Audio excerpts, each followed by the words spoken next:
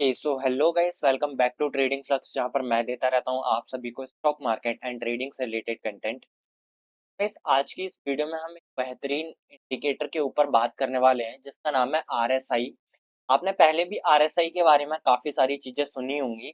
तो आज हम जानते हैं बेसिकली आरएसआई होता क्या है और हम कैसे इसको यूज करते हैं।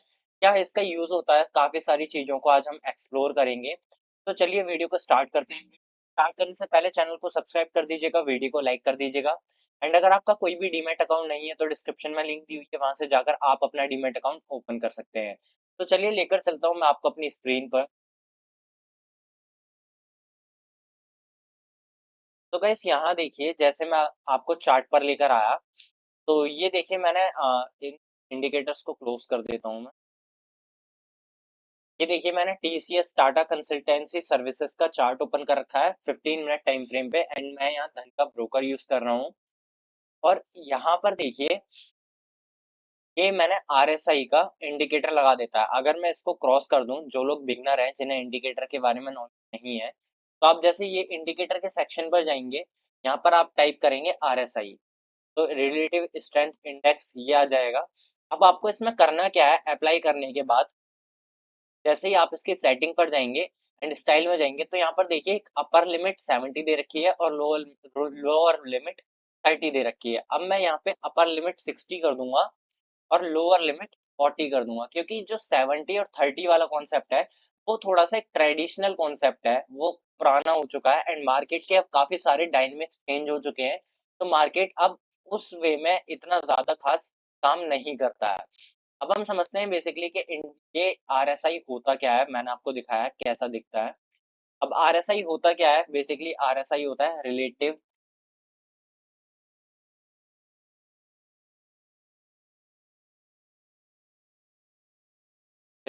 Strength index.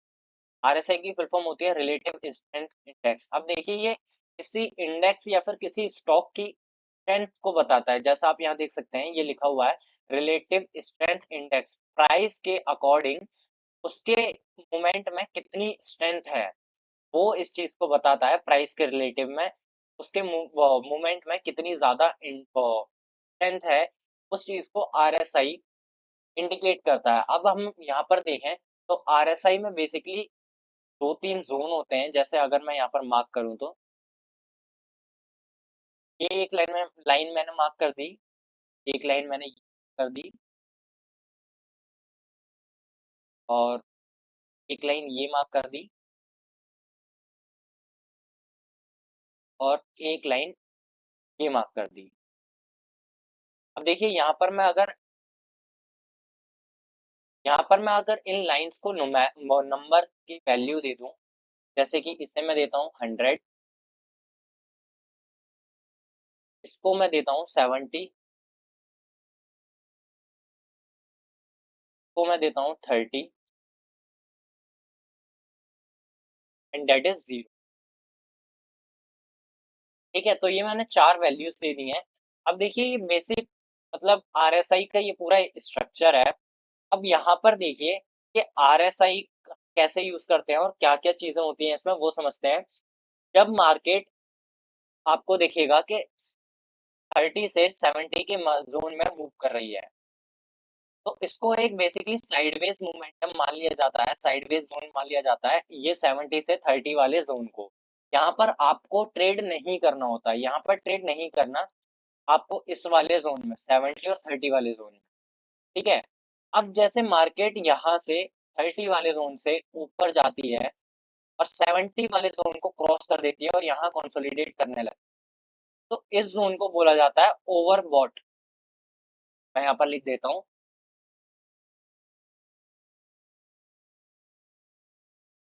इस जोन को बोला जाता है ओवरबॉट जोन। और जो ये 30 के नीचे वाला जोन है, इसे बोला जाता है ओवरसोल्ड। ये होता है ओवरबॉट जोन, ये होता है ओवरसोल्ड जोन। जैसे आप बाकी जगह देखेंगे तो सभी लोग ये बताते हैं कि ओवरबॉट में ये होता है कि मार्केट बहुत ज्यादा ऊपर आ चुकी है, अब वहां से मार्केट नीचे आने वाली है। और ओवरसोल्ड में ये बताते हैं कि मार्केट नीचे आ चुकी है और यहाँ से बहुत ही जल्दी ऊपर जाने वाली है। जो कहीं न कहीं तक सही होता है, लेकिन इतना ज़्यादा सही नहीं होता है वो। आज मैं आपको एक इसका अच्छा तरीका बताऊँगा कि आप कैसे इसको यूज़ कर सकते हैं। तो चलिए थोड़ा-सा रिलेटिव इंडेक्स को और ज़्यादा एक्सप्लोर करते हैं और मैं आपको चीज़ें बताता हूँ। तो जो रिलेटिव इंड्रे वो स्ट्रेंथ इंडेक्स होता है, ये आपको 14 डेज़ का एवरेज दिखाता है। ये आपको 14 डेज़ का एवरेज दिखाता है, ठीक है? और ये 0 से 100 के बीच में मूव करता है, ये मैंने आपको दिखा दिया।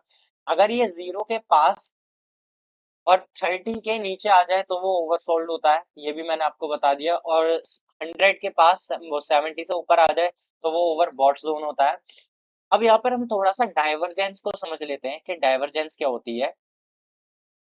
बुलिश डाइवर्जेंस और बियरिश डाइवर्जेंस। अगर देखिए, जैसे अगर मैं यहाँ एग्ज़ाम्पल के लिए, मार्केट इस टाइप से कुछ ऊपर जा रही है ना?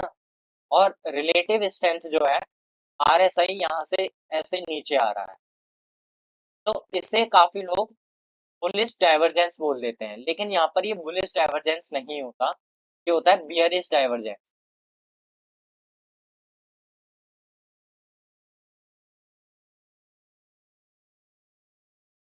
ये होता है बियरिश डाइवर्जेंस। अब देखिए, बियरिश डाइवर्जेंस क्यों है? क्योंकि मार्केट ऊपर जा रही है, लेकिन स्ट्रेंथ कह रही है, वो आरएसआई कह रहा है कि भाई मेरे में तो स्ट्रेंथ ही नहीं है, मैं तो वीक हूँ, मैं तो कमज़ोर हो चुका हूँ। तो जब ये आरएसआई कमज़ोर हो चुका है, तो मार्केट ऊपर जाएगी कैसे? वो जितना भी ऊपर जा रही है, उसके बाद वो धड़ाम से नीचे गिरेगी। तो ये आरएसआई इंडिकेट करता है। अब अगर हम बुलिश का देखें, बुलिश डाइवर्जेंस, तो बुलिश डाइवर्जेंस भी कुछ इसी टाइप से होता है। जैसे मार्केट मानिए ऐसे चलते-चलते नीचे आ रही है, और अगर जो आरएसआई है वो चलते-चलते ऊपर जा रहा है, तो इसमें बहुत ही ज़्यादा चांसेस हैं कि आपको एक थोड़े से टाइम पीरियड के बाद मार्केट जहाँ पर सपोर्ट लेते हुए दिखाई देगी, वहाँ से मार्केट में एक अच्छा मोमेंटम आपको अपसाइड में देखने को मिलेगा। तो ये होती है बुलिश और बियरिश डाइवर्जेंस, इसे हम बोलते हैं बुलिश डाइवर्जेंस।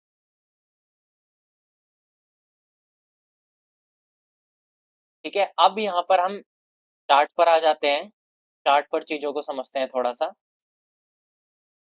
यहाँ पर देखिए, 40 के नीचे वाला जो ज़ोन था, यहाँ पर मार्केट आया एंड ऊपर निकल गया। लेकिन अब देखिए, यहाँ ये 40 वो 60 के ऊपर चल रहा है, तो इसका मतलब ये नहीं है कि ये ओवरबॉट हो चुका है, ये नीचे आने वाला है। ये जब तक एक अपने अच्छे रेजिस्टेंस पर नहीं पहुँच जाता, तब तक कोई चांस नहीं है कि ये नीचे आए। और ये सपोर्ट लेते-लेते देखिए higher high, higher high, higher high बनाता जा रहा है, और मार्केट भी कुछ इसी टाइप से जो मूव कर रही है। अगर आप इसे आरएसआई को और वो इंडेक्स को, मतलब प्राइस के चार्ट को कंपेयर करेंगे, तो देखिए आपको यहाँ कहीं एक रेजिस्टेंस देखने को मिलेगा और आरएसआई में यहाँ कहीं आपको एक रेजिस्टेंस देखने को मिलेगा। ये कौन सा ज़ोन है? वही 68, 69 के आसपास, 67 के आसपास आपको एक रेजिस्टेंस फेस करने को मिल सकता है। अब इसमें सबसे बड़ा रेजिस्टेंस हम देखेंगे, तो वो सबसे बड़ा रेजिस्टेंस जब ये 70 के ऊपर निकल जाए, तो 80 पर जाने पर अगर हमें कहीं भी रेजिस्टेंस दिखाई नहीं दे रहा है, तो 80 पर जाने पर हमें इसे अपने आप ही एग्जिट कर देना चाहिए, क्योंकि देखिए लास्ट टाइम 80 पर गिरा था और 80 से गिर के काफी भारी सेलिंग आई थी। तो इसलिए जब भी 80 पर आए तो आप इसे अपने आप एग्जिट कर दो, वो काफी ज्यादा ओवरबॉट हो जाता है। और जब यहाँ पर आपको थोड़ा सा रिवर्सल दिखे, थोड़ा सा डाइवर्जेंस दिखे कि प्राइस नीचे आता हुआ और ये ऊपर जा रहा हो, जैसे देखिए यहाँ पर क्या था, अगर मैं ये वाला सिनेरियो आपको बताऊं, तो देखिए प्राइस भी नीचे आ रहा है, ये भी नीचे जा रहा है, एंड यहाँ से ये ऊपर गया, लेकिन यहाँ पर देखिए रुक गया। प्राइस तो नीचे आया, लेकिन इसने लो नहीं लगाया। देखिए यहाँ पर जो ये वाला लो था, अगर हम कंपेयर करें, तो ये 27 जनवरी का है और 27 जनवरी का लो ये है ना?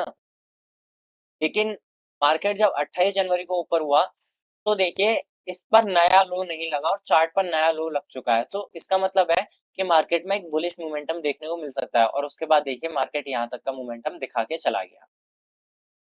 तो कुछ ये चीजें थी, है ना?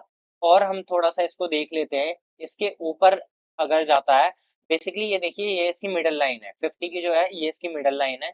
अब ये नीचे आता हुआ दिखाई दे रहा है, आपका स्टॉप लॉस जब तक 40 के नीचे नहीं आ जाता तब तक आपका स्टॉप लॉस हिट नहीं होगा। तो relative strength index I hope आपको समझ आया होगा। एंड मेन चीज जो थी वो आपको पता कैसे लगेगा कि ये नीचे आ रहा है। अब मान लीजिए आप कोई काम कर रहे हैं, ठीक है, आप किसी इंडेक्स में ट्रेड कर रहे हैं, ऑप्शंस में ट्रेड कर रहे हैं या किसी और स्टॉक को देख रहे हैं, तो यहाँ पर क्या होता है कि आप इस पर नजर नहीं रख पाएंगे, तो उसके लिए आप यहाँ पर राइट क्लिक करेंगे। राइट क्लिक करके देखिए ऐड अलर्ट का ऑप्शन दिख रहा है, और ऐड अलर्ट पर देखिए यहाँ पर जैसे आप देखेगा आपको। तो एक मिनट। हाँ, यहाँ पर देखिए जैसे ये जो टीसीएस है, टीसीएस के प्राइस पर भी आप अलर्ट लगा सकते हैं, और अगर आप यहाँ कंडीशन पर क्लिक करेंगे तो आरएसआई का इंडिकेटर आपको दिखाई दे रहा है। आरएसआई पर अगर अगर आप क्लिक करते हैं और टाइम फ्रेम आपको यहाँ सेलेक्ट करना है 15 मिनट अपने हिसाब से, ठीक है, और एक्सपायरी डेशन एक सेलेक्ट कर लेनी है, किस दिन की expiry. Every time only once, अगर मतलब आप एक ही बार अलार्म चाहते हैं तो इस पर कर सकते हैं। एवरी टाइम मतलब बार बार आपको हिट करता रहेगा। तो अगर आपको जानना है कि ये मार्केट 70 के ऊपर कब जा रही है, तो आप यहाँ पर एक प्राइस लगा देंगे इस जोन पर एक अलर्ट लगा देंगे। जैसे यहाँ पर अगर मैं लगाऊं तो RSI 14,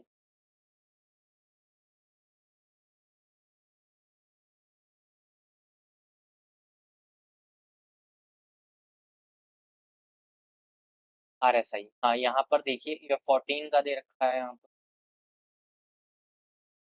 एक मिनट, यहाँ पे मैं इसको कर देता हूँ और इसको मैं 40 कर देता हूँ।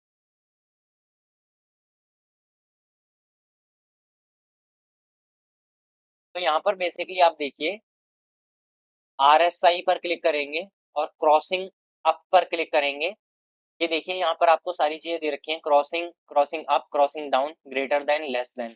तो जब ये इस वाले लेवल के ऊपर जाएगा तो आपको अपने, या फिर इस वाले लेवल के नीचे आएगा, अगर आप क्रॉसिंग डाउन कर देते हैं तो इस वाले लेवल के नीचे जब आएगा तो अपने आप आपको एक अलार्म वो हिट हो जाएगा। यहाँ पर 15 मिनट का टाइम फ्रेम और क्रिएट करेंगे तो यहाँ पर एक वो सेट हो चुका है अप साइड में। अब जब भी ये इसे क्रॉस करेगा तो आपको एक अलार्म सुनाई दे जाएगा, उससे आपको पता लग जाएगा कि मेरा जो जोन है वो क्रॉस होने वाला है। तो आई होप आपको चीजें समझ आई होंगी, और ऐसे ही आरएसआई इंडिकेटर को यूज करते हैं हम। यहाँ पर मैंने आपको सारी चीजें समझाई हैं कि आरएसआई कैसे यूज करते हैं, बियरिश डाइवर्जेंस, बुलिश डाइवर्जेंस, कौन कौन से इसमें जोन होते हैं। बेसिकली ये जो 70 एंड 30 वाला जो जोन था वो काफी पुराना जोन हो चुका है। इसको मतलब ट्रेडिशनल वे में यूज करा करते हैं। अब जो मतलब अभी आप जिस हिसाब से मार्केट के डायनेमिक्स हैं उस हिसाब से आप 60 एंड 40 वाला फॉर्मूला अपना सकते हैं। तो आई होप आपको ये इस इंडिकेटर के बारे में समझ आया होगा, एंड काफ़ी सारी चीज़ें सही होंगी आरएसआई के बारे में। तो मिलते हैं नेक्स्ट वीडियो में, तब तक के लिए चैनल को सब्सक्राइब कर दीजिएगा, वीडियो को लाइक कर दीजिएगा, एंड कोई भी कंफ्यूजन होता है तो आप कमेंट में मुझसे पूछ सकते हैं। मिलते हैं नेक्स्ट वीडियो में, तब तक के लिए बाय बाय, टेक केयर।